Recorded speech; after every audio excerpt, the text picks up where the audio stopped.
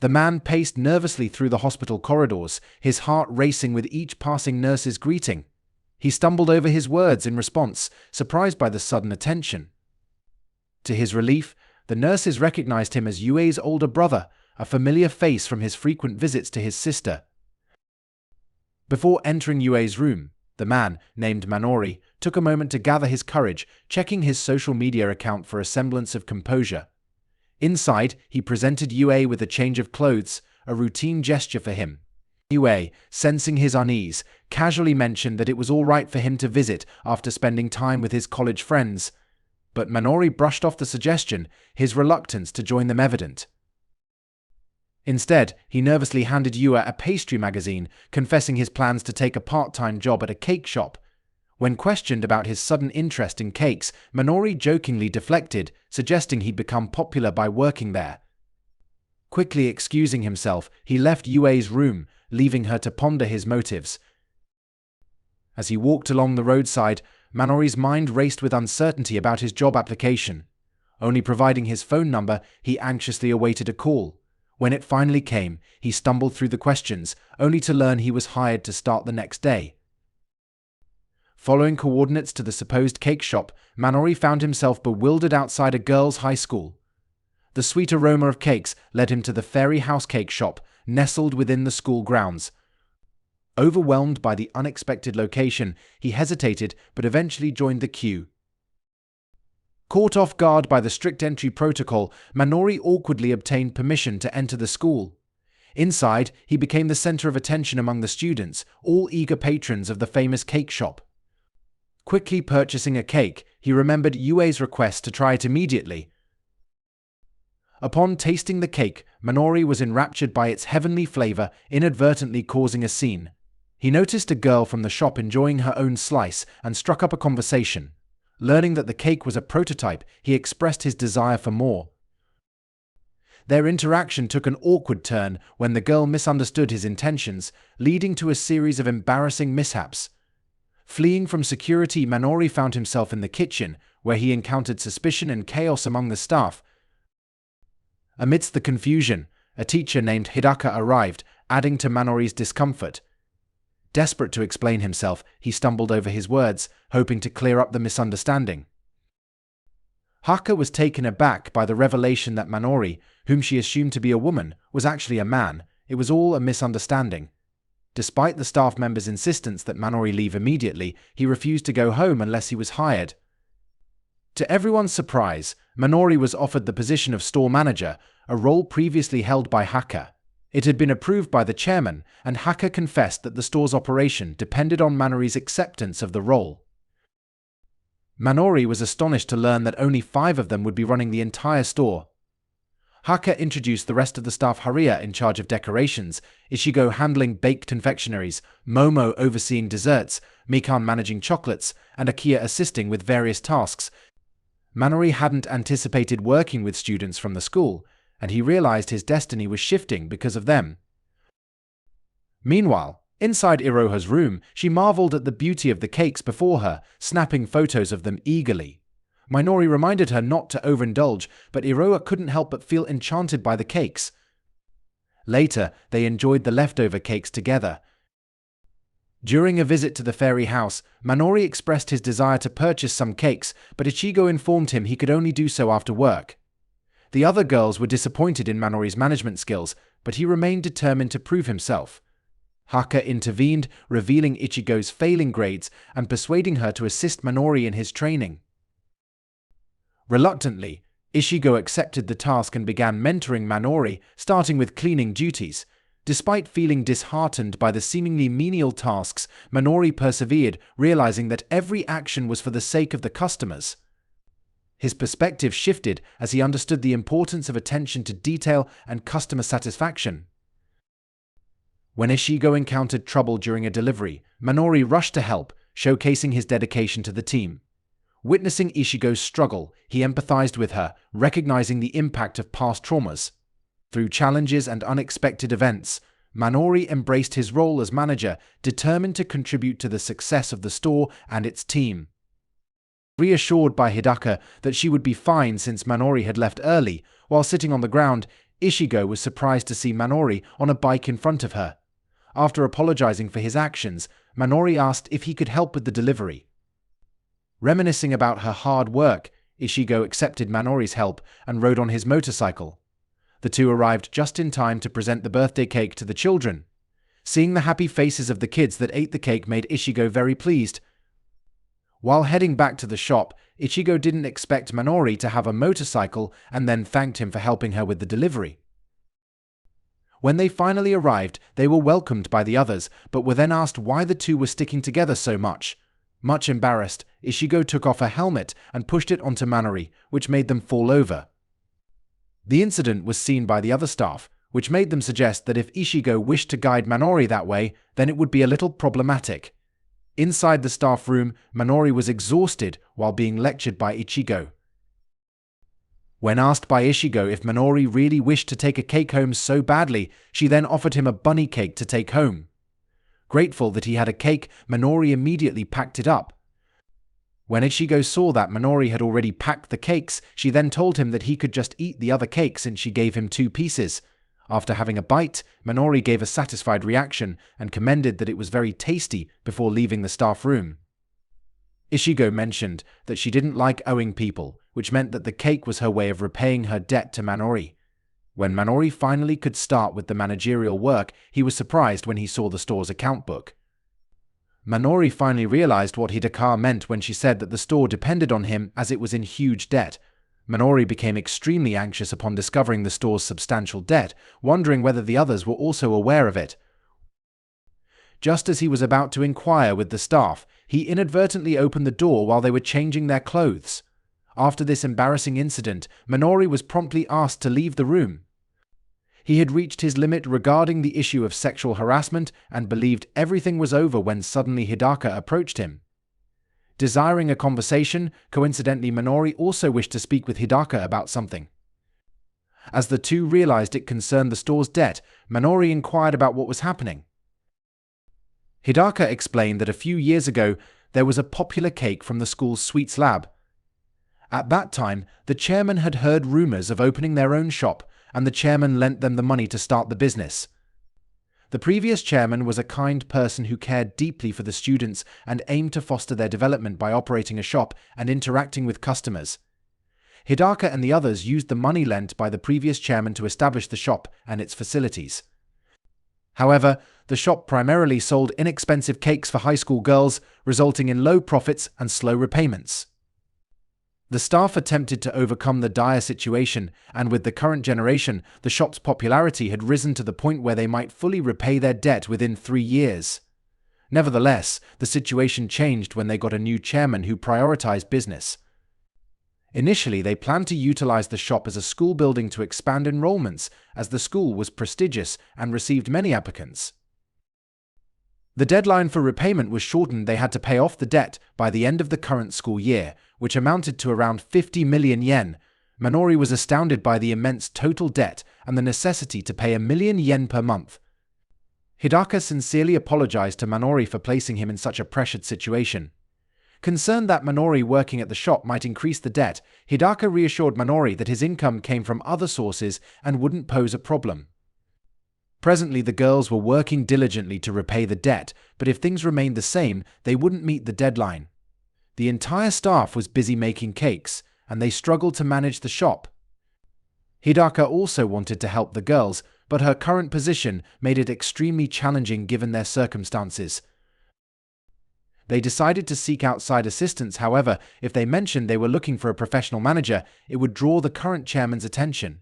Hence, they claimed to need more staff when in reality, they required a new manager. Hidaka stood up and implored Minori for help in paying off their debt, as she wished the students to navigate this difficult situation safely. After learning about the shop's grave problem, Minori couldn't help but feel overwhelmed by the expectation of resolving the issue as an ordinary college student. Aiding in repaying such a substantial debt seemed impossible. Minori was highly anxious, not even knowing the best course of action.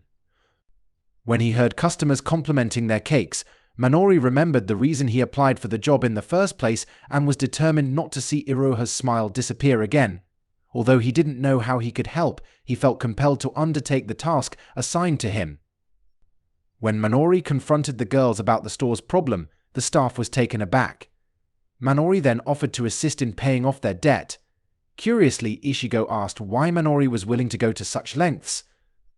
The girls were deeply moved when Minori explained that he loved the cakes they made and wanted them to continue making cakes at the fairy house so that customers could still enjoy those delicious treats.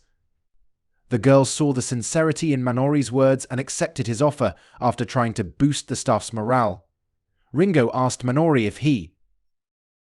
When Minori suggested raising the prices of their products, the girls weren't keen on the idea.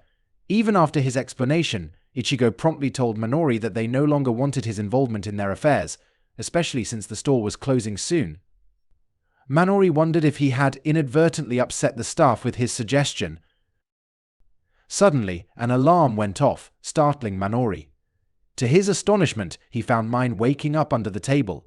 Seizing the opportunity, Minori offered his assistance, but was met with silence from Mikan. Wondering if Mine was still upset, Minori attempted to strike up a conversation discussing ice cream, much to Mikan's discomfort. Mikan, finding it hard to tolerate the topic, grabbed a notebook and pen, jotting down her thoughts. With each page she showed to Minori, she gradually moved closer to him, only to pull back when he apologized for his clumsiness. Seeking to learn more about ice cream, Minori was surprised when Mine informed him about its historical pricing. She made it clear that altering the price would be unacceptable. As their conversation ended, Minori pondered Mine's words while continuing to mop the floor. Later, Minori found Mine's notebook and decided to return it. Sneaking into the school dormitory, he found himself alone with Mine in her room. Meanwhile, Mikan, annoyed by thoughts of Minori, entered her room to find her notebook missing. Minori discussed returning the notebook with the dormitory manager, who asked him to deliver it personally. Feeling wary in the female-dominated environment, Minori finally reached Mine's room, where she unexpectedly opened the door. During their interaction, Minori realized the notebook's significance to Mine and the shop. He apologized for reading its contents and promised to consider Mine's words. Mine then shared a touching story from her childhood about her grandmother's ice cream shop, expressing her determination to preserve its legacy despite the shop's financial struggles. The next day, Minori pondered Mikan's words and contemplated ways to assist with the store's financial issues. Meanwhile, Mikan, embarrassed by their previous conversation, made excuses to avoid him. As the store closed, Mikan stayed behind to complete her tasks, already devising strategies to keep ice cream prices low without compromising quality. The following day, Mine put her plan into action, setting up a stall at the school cafeteria to boost sales and ensure the shop's profitability while preserving her grandmother's legacy. As Mikan's grandmother's ice cream prices needed adjustment, the sale of ice cream in the cafeteria gradually began to attract students during lunch. When lunchtime finally ended, Mikan was pleased that her plan had succeeded. However, she overheard some students discussing trying all the ice cream flavors and became curious about what they would eat the next day if they had already tried every flavor. Promptly, Mikan entered the staff room and jotted down notes on the types of ice cream she would make for the summer heat. One of her ideas involved using fruits to make the ice cream more refreshing. Minori, who happened to enter the staff room, was surprised to see Mikan so engrossed in her new recipes during her spare time. Mikan found it challenging to focus on her work at the fairy house and even dozed off in class due to overworking herself. She found it hard to concentrate, especially as other staff members were discussing rumors about her selling ice cream during lunch breaks. However, Mikan's plan was successful, and within a week she managed to increase their sales. She estimated that if she continued her plan, they could pay off their debt in time. However, Mikan's body couldn't handle the stress, and she collapsed onto the floor later that night. Minori, who was mopping the floor, noticed Mikan was the only one left in the store. Suddenly, he heard a loud noise from the staff room and was surprised to find Mikan lying unconscious on the floor. As Mikan recollected the events, she realized she was in the hospital with Hidaka and Minori by her side. Hidaka explained what had transpired, revealing that she had collapsed due to overworking and advising her to rest. Despite this, Mikan rose from her bed eager to return to the store immediately.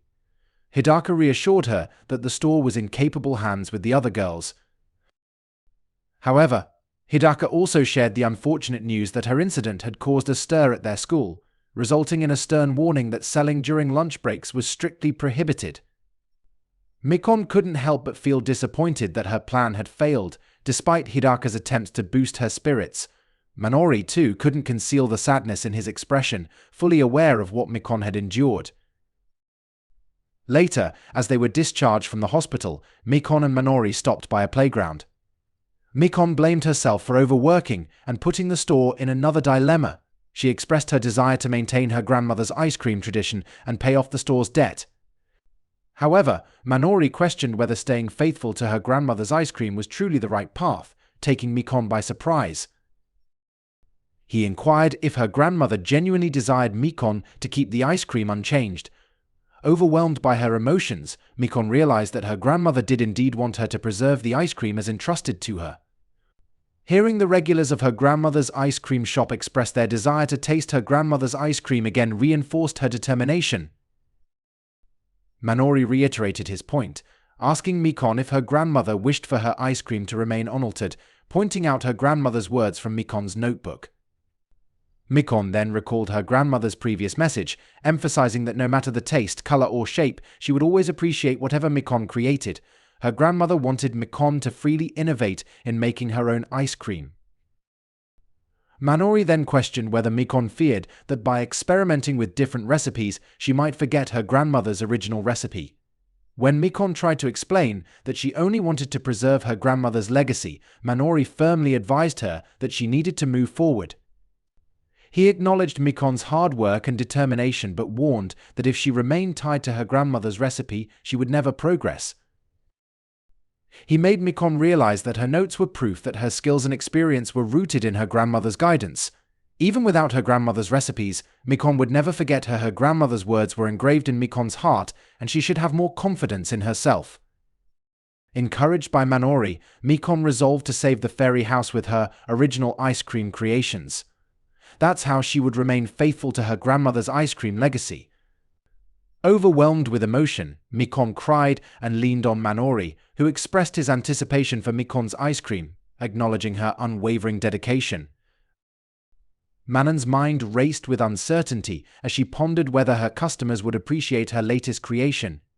Instantly, a flood of negative comments inundated her thoughts, igniting a fear of potential disdain for her ice cream and triggering a wave of anxiety. In her moment of distress, she accidentally let go of the ice cream scoop, but fortunately, Minori was there to swiftly catch it and return it to Mikon. Gathering her courage, Minori bravely informed the customers that the new ice cream offered a unique flavor experience, different from what they had previously tasted. Drawing upon the skills imparted by her mentor and fueled by pride in her craft, Minori confidently assured the customers that they would undoubtedly enjoy the new offering. With the store manager's stamp of approval, Minori apologized for her loquaciousness, reassuring patrons and fostering anticipation. Encouraged by Minori's support, Manon summoned her courage, adorning her creation with additional decorations as she scooped it out.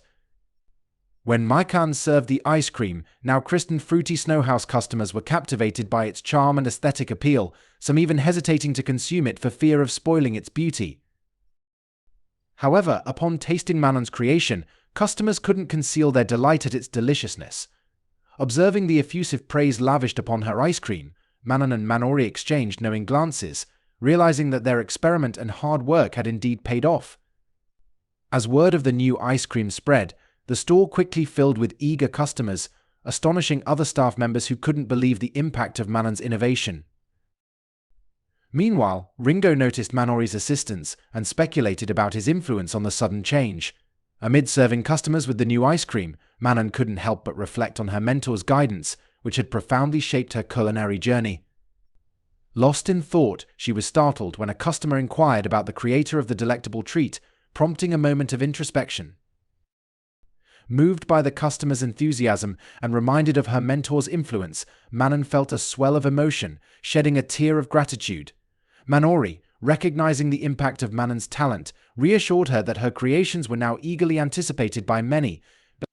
With the successful launch of Fruity Snow House, Minori was elated, seeing not only the joy it brought to customers but also the promise of financial stability for the store.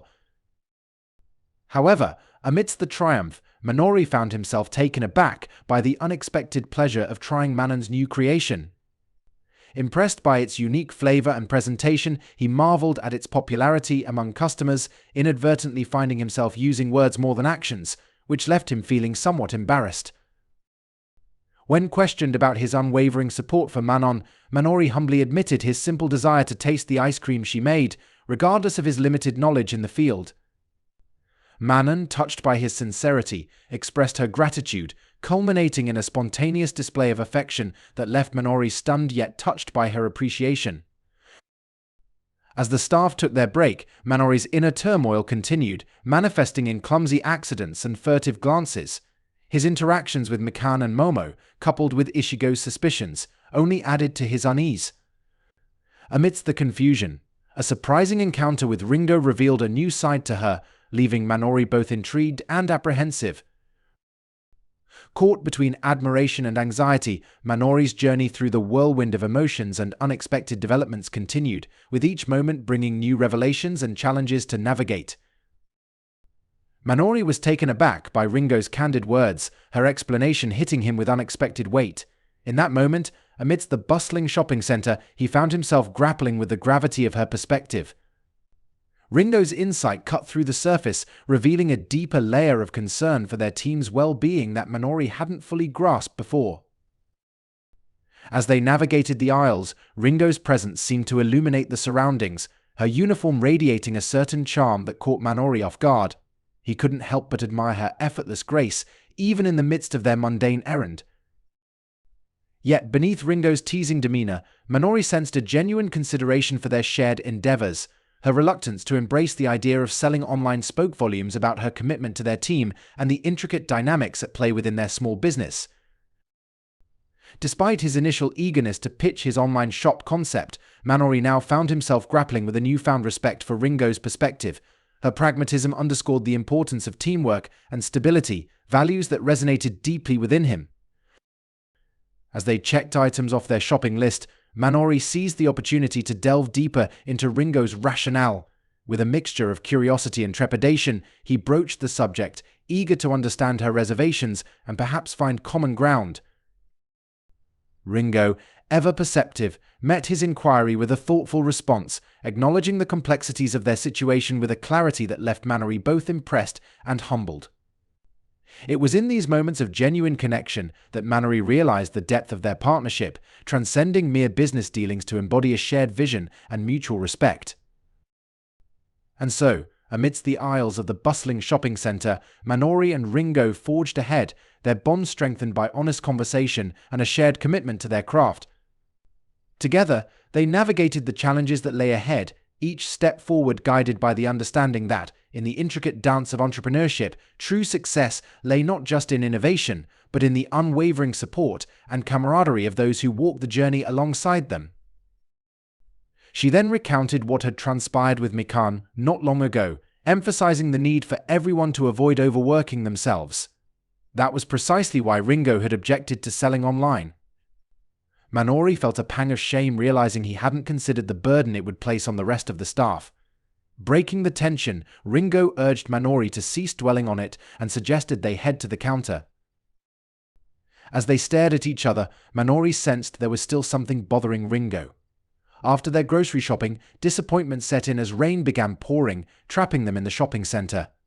Minori proposed they pass the time to prevent the ingredients from getting wet. Ringo speculated there wouldn't be many customers due to the rain, teasingly hinting at a real date as they wandered back inside the shopping center to restock items. Minori soon realized Ringo was meticulously looking after everyone. Ringo explained how the other girls often became engrossed in making cakes and ice cream, neglecting other tasks. Ringo praised Ishigo's cake decorations, Momo's expertly crafted dough, and Min's new menu. When Minori expressed admiration for everyone in the fairy house, Ringo momentarily paused, then resumed her usual demeanor. While Ringo teased Minori, they were recognized by passing students. Concerned about causing a scandal for Ringo, Minori inadvertently attracted accusations of being a stalker. However, Ringo deftly handled the situation, recommending fairy house products to the students. Minori noticed Ringo's occasional pauses and realized something was amiss. Inside the elevator, Minori broached the topic of Ringo's chocolates, sensing her lack of confidence in them. The blackout and subsequent elevator malfunction heightened their anxiety. Unable to call for help, they sat in darkness, Minori growing increasingly anxious about their absence impacting the shop. Minori correctly deduced Ringo's underlying concern that she was a hindrance to the fairy house's success. Reflecting on past events, he remembered Momo teasing Ichigo during the first-year sweet lab testing party. Ringo's worry about not preparing ingredients on time revealed her fear of her chocolates not meeting expectations. Always craving everyone's sweets, Ichigo felt embarrassed when Momo reminded her of the true purpose of the meeting to socialize with new club members. Despite this, Ichigo eagerly handed out a prototype cake. When Ringo tasted it, her face lit up with delight, recognizing its deliciousness and acknowledging it as a cut above her own chocolate creations. However, Ringo was taken aback when Ichigo mentioned the cake needing improvement. Momo suggested crumbled dough for added texture, while Mikon noted that the cake decorations resembled her ice cream. Ichigo concurred with both suggestions, leaving Ringo in disbelief that the cake still fell short for them. When it was Ringo's turn to share her sweets, she panicked and claimed to have left them at home. The next day, Ringo found everyone already in their shop uniforms. Momo explained that after the sweet tasting the day before, she couldn't resist the urge to start making sweets. Ringo grew more anxious as she listened to Ichigo and Momo discuss the cake's improvements. Despite staying late the previous night, Ringo was surprised to learn that Ichigo still found time to make changes. It dawned on Ringo that the others seemed to effortlessly excel at making sweets, while she saw her own efforts as just a hobby, rating her chocolates around 70 or 80 points, never a perfect 100. Feeling inadequate, Ringo believed the others were far ahead of her, and her chocolates couldn't compare. Witnessing their dedication to the shop, Ringo realized she needed to contribute more but didn't want to sell chocolates that she deemed subpar. Trapped in the elevator with Minori, Ringo acknowledged her feelings of inadequacy while gazing at the chocolate she made. However, she found solace in the satisfaction it brought her. Irritated by Minori's futile attempts to escape, Ringo suggested they wait for rescue instead. Surprised by Minori's concern about missing preparations for the next day, Ringo laughed it off, insisting it would be fine if she couldn't make sweets for a day or two as long as the others did. Confused by Ringo's attitude, Minori expressed his belief in the importance of her presence at the fairy house. He noted her genuine happiness when making sweets with the others, despite her lack of confidence in her chocolates. Ringo was taken aback by Minori's encouraging words but still felt she was holding the store back. Ringo admitted to herself that she was hesitant to sell chocolates online, using her Instagram account as an excuse not to work too hard. Despite her doubts, she remembered the fun she had when the others invited her to join Sweet Labs. Reflecting on this, Ringo realized that her presence mattered to the group, and she resolved to overcome her insecurities and contribute fully to the shop. The girls, filled with disappointment, found themselves in an unexpected situation inside the elevator. A voice from outside instructed them to stay away from the door as rescuers were on their way. When the doors finally opened, Minori saw a familiar silhouette and quickly realized that the four of them shouldn't be separated. Ringo, surprised by the concern shown towards her, continuously inquired about the shop, its ingredients, and preparations. Ichigo reassured Ringo that they were more concerned about her well-being and didn't mind postponing tomorrow's preparations. Ringo, touched by their care, clutched her chocolate tightly, grateful for the progress she had made, thanks to her friends. She didn't want their time together to end, nor did she want her time at the fairy house to come to a close. Finding a newfound source of hope, Ringo resolved to do her best once more. Back at the fairy house, Ringo expressed her desire to start selling online, a notion inspired by Minori but one she was now fully committed to. She emphasized that the fairy house was a sanctuary for high school girls to unwind, a principle she didn't want to compromise. Despite uncertainties about meeting the repayment deadline, Ringo was determined to give it a shot, buoyed by the support of her friends. Impressed by Ringo's determination, Ishigo eagerly embraced the idea, while the others offered their input on how to make their products more marketable. Ringo was taken aback by their immediate acceptance but found solace in their encouragement. As they rallied together to prepare for the online shop's launch, Ringo felt a sense of relief and gratitude. Later that night, as Minori finished cleaning and prepared to lock up, he discovered a bag on the desk. Summoning Ringo to the garden, he found her deep in thought about her chocolates. As they conversed, Ringo teased Minori, playfully suggesting his intentions, leaving him flustered and unable to respond coherently. Reflecting on their past interactions, Ringo acknowledged the impact Minori had on her, grateful for his support and encouragement. Encouraged by Minori's words, Ringo resolved to face her challenges head-on, with him promising to support her every step of the way. As they discussed plans for the online shop, Ringo assured Minori that he would be the first to taste the prototype of her new chocolate creations, a gesture that touched him deeply.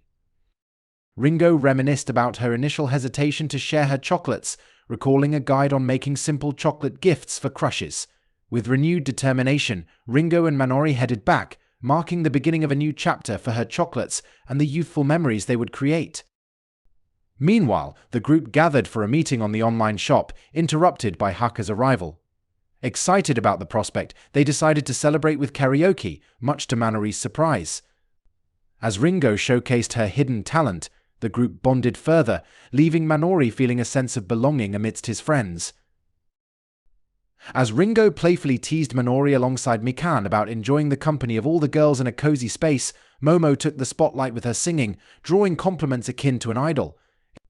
However, Minori's amusement turned to bewilderment upon discovering his drink missing, only to catch Momo drinking from his glass due to her thirst from singing.